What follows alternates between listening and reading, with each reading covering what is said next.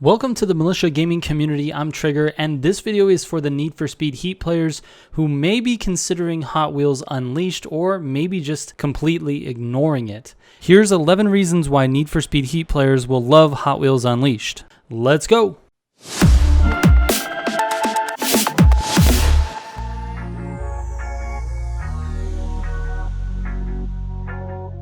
Alright, before we get into the video, I just want to say thank you so much for watching this video. I don't think us YouTubers say this enough, so I try to do it as often as possible. I'm super grateful for having you here and watching this video because there's so much you could be consuming on YouTube. Alright, let's get into the video. I've got about 60 hours played in Hot Wheels Unleashed and hundreds of hours played in Need for Speed Heat, along with tons of content on the channel for Heat, so I don't think I'm going out on a limb to say that I'm the best person to analyze Need for Speed Heat and Hot Wheels Unleashed and see how they compare and contrast. Well, this list of 10 is coming directly from my experience playing this game for 60 hours, and of course playing Need for Speed Heat for hundreds of hours. So let's get into it, and keep in mind these are not in any type of order, but the first on my list is custom liveries. This is a staple of Need for Speed Heat, and it's definitely something that you can do in Hot Wheels Unleashed. Not only can you do it, but you pretty much have all of the same options that you would have in Heat, except some of the logo decals for companies like Speed Hunters, etc. But it's full of custom shapes. You can change the colors, the opacity of stickers, rotation, size, position, and it features 8 different fonts. It's actually pretty incredible. Next on my list is the track builder. This is a feature I really wish we had in Need for Speed Heat. Palm City was such a cool place that I would have loved to have been able to create my own races by placing checkpoints, barriers around the map so that my friends and others could race in my creation. Unfortunately, Need for Speed Heat did not have that feature, but Hot Wheels Unleashed does. Not only can you place checkpoints wherever you would like, you are basically creating the entire environment from a completely blank slate. You are given a choice of 5 different rooms to create your track in, and you are free to do whatever you like.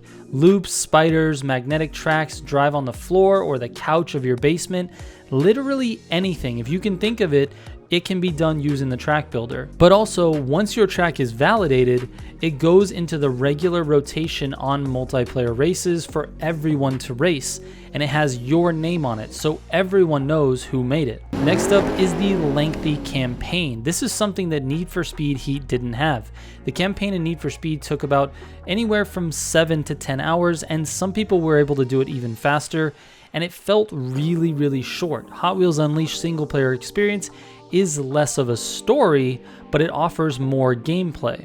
I think the average person will take somewhere between 10 and 15 hours to complete all of the races, the time attacks, the secret races, and the boss fights. Also, there's enough variety in those races and track types that it really never got boring for me, and that's something that Need for Speed Heat was pretty notorious for. I personally never experienced boredom in Need for Speed Heat, but a large portion of the community complained about it.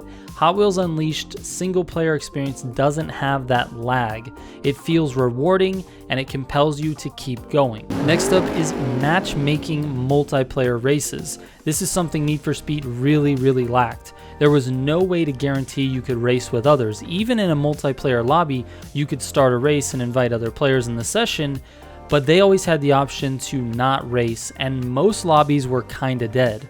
In order to have races with other players, you would need to find groups of people before entering the lobby, which is definitely much harder than simply loading into a queue with other players wanting to race.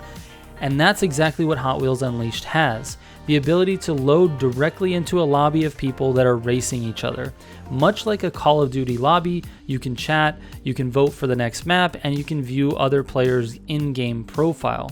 This is a much better system than Need for Speed Heat had, and I really appreciate its simplicity. Next up is the time attack leaderboards. Leaderboards are something that Need for Speed Heat once again didn't have, but it was a highly requested feature from launch.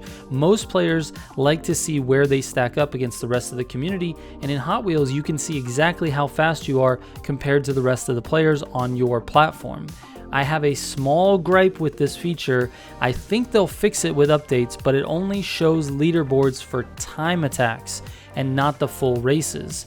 It also doesn't give you a full race time, only your best lap. A time attack is simply just that, a single lap, not the whole race, which is 3 laps. Hopefully they add leaderboards for the full races as well, because it takes more skill to do a single lap consistently over the entire course of a race. But it's still a lot more than what Need for Speed Heat has, and I think Need for Speed Heat players will really appreciate the ability to compare their times with everyone else. Alright, next up is the Super Arcadey Feel. Need for Speed Heat feels ridiculously arcadey. It's something that really defines the brand. The handling model is literally insane. You can take 95% of the turns at or near full speed, and Hot Wheels Unleashed is really no different. It's a gas and smash game, and that's crazy fun to play. Going along with that feel is lots of drifting. Drifting in Need for Speed Heat was yet another thing that most people really didn't like. Some people did, but most didn't. In Hot Wheels Unleashed, drifting is the key to your success. It's the fastest way to regain your NOS, and it's the only way to take turns at full speed. It's maybe the most important thing to learn how to do in the game, and because of that focus, it's a thing that Need for Speed Heat players who really thought the drifting was lacking will really enjoy. Up next, fast gameplay. Need for Speed Heat just feels fast. When you're driving at 200 miles per hour, you feel like you're on the edge of losing control. It's a feeling that makes the game super enjoyable and can at times get the adrenaline pumping. Hot Wheels Unleashed gives a similar vibe. Even when you're in control, it feels like you could lose it at any time by slamming into a wall, another player, or an obstacle or a trap. It's one of the reasons why you want to keep playing the game. The gameplay is fast and crazy, which equals a lot of fun. Next up, car collecting and upgrading. Now, I can't say that Hot Wheels Unleashed goes into the same type of upgrading detail as Need for Speed Heat did, but I can say that there is a way to upgrade your cars from common to rare to legendary. To do this, it takes a lot of time to earn enough gears. To earn those gears, you need to dismantle cars. And to dismantle cars, most people will wait until they get a duplicate because Hot Wheels is a collector's game. Part of the goal of the game is to collect all of the cars. They are crazy looking and have various rarities. Need for Speed Heat really didn't push the collection aspect, although some players made it a point to buy all of the cars in the game. Another thing is a clear DLC plan. Need for Speed games are notorious for lacking DLC and updates in general. They also lack developer support post-launch. Need for Speed games tend to have bugs that take forever to get fixed, and this was a huge point of frustration for the greater Need for Speed community. Hot Wheels Unleashed, however, has a very clear DLC plan. Monthly updates along with regular car additions through the Hot Wheels Pass and several track builder modules. They will also be introducing racing seasons, which is their version of a battle pass or racing pass. There will be multiple levels to unlock, missions to complete, and new themed vehicles and content to unlock. This is a huge departure from the Need for Speed model where they release the game and then update it once or twice, and then they abandon it for the next game. I would much prefer a game add on to the existing foundation that they've built rather than scrap it and go for a brand new game. And lastly, track variety. I touched on this on one of the other points, but most of the races in Need for Speed Heat kind of feel the same.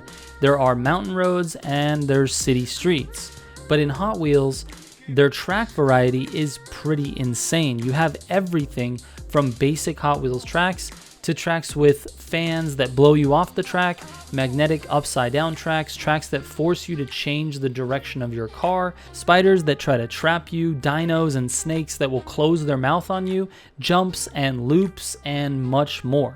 On top of that, there are 6 different environments to race in. I can't say enough about the variety of racing situations you're going to find yourself in Hot Wheels.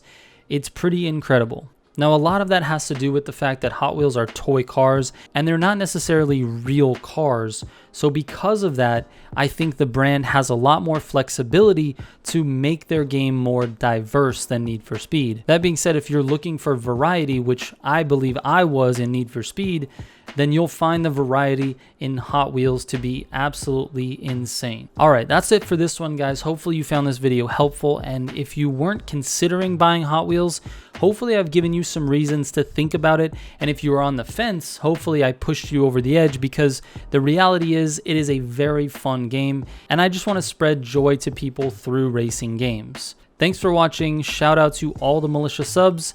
Trigger out.